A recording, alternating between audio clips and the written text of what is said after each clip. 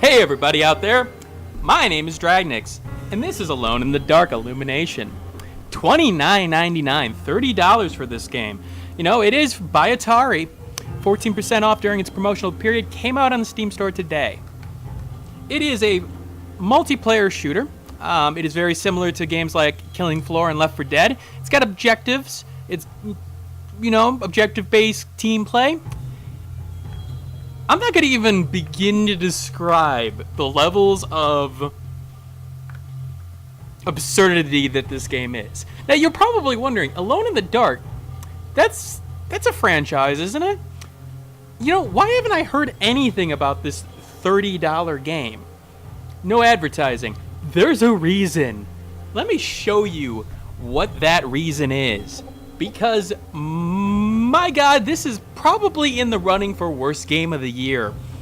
Alright, so I'm going to play as the engineer. There are 4 classes that you can play as. You can play as the hunter, the witch, the engineer, and the priest. They all have a little bit of different abilities, but the idea is shoot enemies, don't get killed by enemies.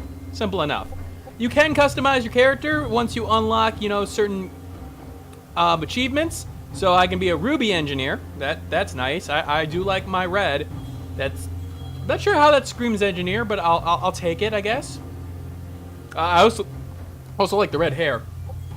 You also get skills as you level up in terms of completing, you know, missions or, you know, dying in missions. You will get skill points. I've unlocked a little bit, but not that much. I've played every single class. I like the engineer the most, mostly because of the hilarity that can ensue. So we're going to start and get right into this because we're going to feature the glory that is Alone in the Dark. It's a shining beacon within the darkness. Now, that shining beacon, unfortunately, is a pile of shit, but let's get right into it, shall we? Let's explore. Let's take a look.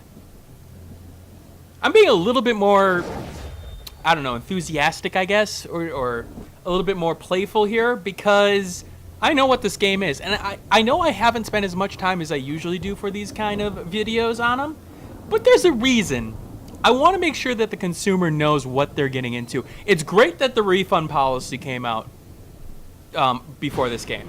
All right, so first of all, I have a health meter. I have a skill, which I can't actually use yet because, well, I'll get to that in a little bit. And, well, the idea here is that I need to get to an objective. In this case, the stillness doesn't just hang in the air, it's suffused the night with an unearthly combination of silence, darkness, and foreboding. They couldn't really, you know, afford voice actors to say that part, so they had to put it in text on the lower left hand of the screen. All right, so can I open this door? All right. Now, we're going to run into some monsters here. The idea in the game is that they can only be hurt in the light. And so when they're glowing that yellow, that means I can hurt them. You guys just standing around? Okay, cool. Decided to go after me. Now if they're glowing that little blue or other colors like that, then you can't hurt them. Although, I will say that there are other things you can do. Now, lights can go out like you saw there, and thus you're sort of, you know, left at your own mercy. But you always have your trusty shotgun as an engineer. Alright, so let's get rid of this guy. What do I mean? Well, they just fall over. They do a nice little and then lurch forward and then fall over. They're not dead, but you can get around them at that point. A little bit of a delay on that shotgun blast, wouldn't you say? Of him reacting to it. In fact, the animation quality in general is just hilarious. I shot him in the face and he sort of fell to the side. The physics engine in this game, oh god. Oh, also the corpses, they can't keep the corpses around because, you know, that would take processing powers. So, of course, they disappear for no good reason. Up, the light's gone. Gonna have to do something else. Alright, I'll take that health kit. I know there's a light here. There we go. I just, the animation quality. Oh my god, the animation quality is horrible. I mean, the shots don't naturally hit. Are you guys, okay, you guys are synchronized. There you go. Back down you go, up, and they're back. They're back at it. All right, so besides ridiculous animation quality, I'm trying to get to that little portion there, and so I'm gonna make my way over there. You do have a stamina meter. Keep that in mind. Well, don't keep it in mind. You're not gonna get this game. If anything, you're not gonna get this game. If I've done my job properly, you're not gonna get this game, unless if you like torturing yourself. Which I should know. I'm a Cubs fan. But now, this is sort of designed with 4 people in mind, but the monsters aren't exactly that threatening, per se. It's more so the fact that you get really bored really fast. I mean, literally, I'm sitting there going, okay, something else happening? All right, I got to the objective. I can't actually open this door yet, but I gotta take this electrical cable to go and wire a flagpole. Why? Because reasons. All right, there we go. Man, you guys just sort of fall over and you don't even really take the bullet impact, do you? Now, there is some weird things with the light where enemies can all of a sudden, like right now, that one is definitely was in the light, and for some reason he indicated that he wasn't. There are a lot of issues regarding the engine in this game, and you're probably seeing a jump once in a while in terms of the performance. The performance is absolutely horrible.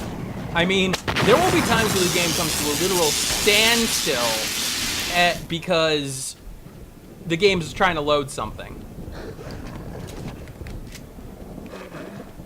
Now the problem with this light mechanic is that if I'm trying to get into this door and I wasn't an engineer, that would be a huge problem. Also, an enemy exploded, I just fell over, and he's spazzing out. Let's see if I can get this to do what it did last time. Oh yeah. I have, okay, they did actually figure out how to hit me. For a while there, I was able to actually just sort of escape the enemy just by jumping up on a ledge, but $30. $30 for brought to you by Atari. Now, Atari doesn't necessarily have the greatest track records lately. I mean, Atari's... Okay, sure. Atari is known for their old classic 2600 system, Pong, you know, and some old games. They've ran into some tough times. Let's just put it that way. This is not going to help them. Now, I do like the fact that it is procedurally generated a little bit. There is some randomization in it in terms of where you can go and where you can't. Really, there's only been 2 places that I've been able to go in terms of paths. Would you turn on? Thank you. So my guy, then again, the guys can fall over and get stuck in the actual environment like you saw there, because collision detection. Why do we need collision detection? It's 2015. We've gotten over collision detection. And hey, we're back. Guess what? You probably wondered why I cut out there. Well, the game crashed for the 3rd time. Oh yeah, this is a release in 2015, by the way. This is a I didn't want to say AAA. I mean, obviously they're not AAA anymore, but this is a $30 release in 2015. You know what? I'm gonna play as the priest because I am a priest. I mean, oh, I want to be the Crimson Father. Oh well. Guess I'm just gonna have to play as the priest regular. The priest has an ability that you can actually shoot people in the dark, sort of, kind of. It's not really explained very well. And honestly, it doesn't play that much different. You shoot things. I mean, really, when it comes down to it, all the classes, you shoot things. And you run by. And they may have a little bit different abilities, but yeah, not really. All right. Up, okay. Hey guys, how you doing? All right, there we go. We're gonna turn the light on and we're gonna deal with you with our dual pistols of justice.